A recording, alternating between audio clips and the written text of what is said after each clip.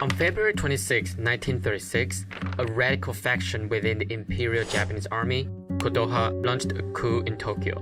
Over the night, the soldiers assassinated several top officials, including Prime Minister Takahashi Koregio, and attempted to occupy the Imperial Palace.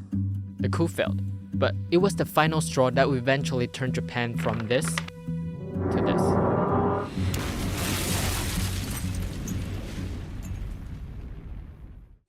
In the 1850s, after the US forced Japan to end its 220-year seclusion policy, the country reopened to the world and went through a complete overhaul, known as Meiji Restoration. Suits, Victorian dresses, steam engines, and night parties.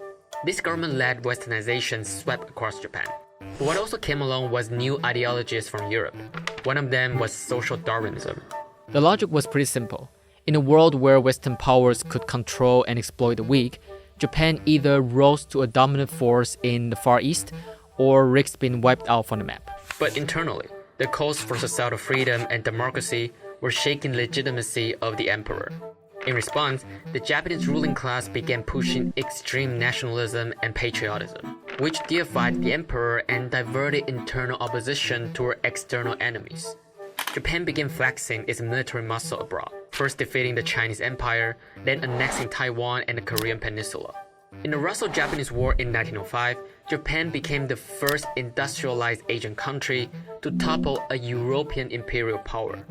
These victories fueled the belief that Japan was indeed the regional leader against Western imperialism, and the country began accelerating its militarization. Then, World War I arrived. Japan joined the Allies and turned its ambition into action. It seized the German-controlled port in Qingdao and even forced China, which also joined the Allies, to give away more control in Manchuria and its coastal provinces.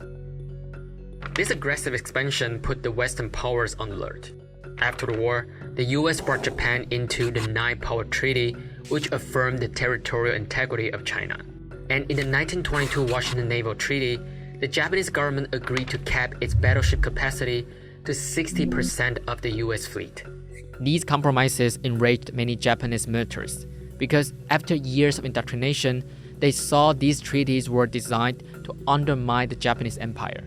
This resentment paralleled the atmosphere in pre-World War II Germany, where the Nazis cast the country as the victim of unjust punishment under the Treaty of Versailles.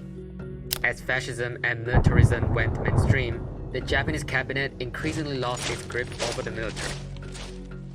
In 1931, despite the opposition from Tokyo, the emboldened Japanese Kwantung Army in northeast China pulled off a false flag attack on a railway line and used it as an excuse to invade Manchuria. Over the next 6 years, 4 Japanese prime ministers would have been assaulted or assassinated by right-wing extremists who saw them as weak or surrendering to international pressure to cut military capacity.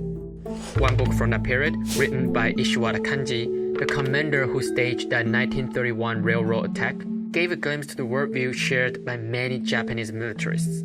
In his book, The Final War, Ishiwata wrote that Japan and the US would eventually represent the Eastern and Western civilizations and started an Armageddon. The result would determine whether it's the Japanese emperor or the US president could rule the world.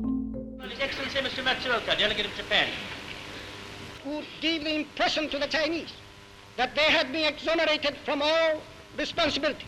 In 1933, in order to control its puppet state in Manchuria, Japan withdrew from the League of Nations, and 4 years later, launched its full-scale invasion of China. By then, Japanese militarists had fully seized the government and sought to rival the US by establishing what they called the Greater East Asia Co-Prosperity Sphere that would extend Japan's empire as far as India. In 1941, Japan's ambition to dominate the Indo-Pacific had been crippled by the US oil embargo.